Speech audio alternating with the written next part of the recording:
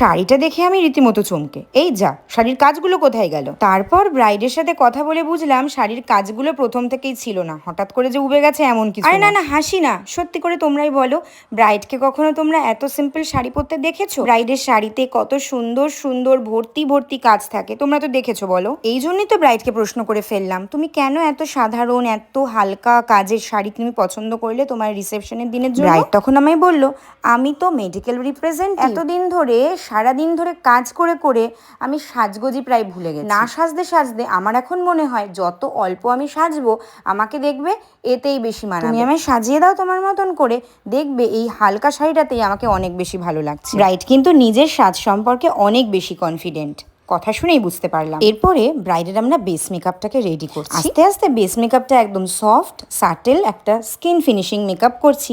ইতিমধ্যে তো কয়েকজন দেখতে চলে এসেছে, যা ব্রাইড এবার পুরো লজ্জা পেয়ে গেছে। এই অবস্থায় দেখতে পেরে বলো লজ্জা লাগবে কিনা। চলো আমরা এবার মেকআপে ফিরি। এই দিদি ভাই আমাকে তার রিসেপশন দিনের জন্য বুকিং করেছিল। লোকেশন ছিল বহরমপুরে। আমি তো বহরমপুরে কাজে গিয়ে প্রচন্ড বেশি ভালোবাসা পেয়েছি, তোমাদের সাথে শেয়ার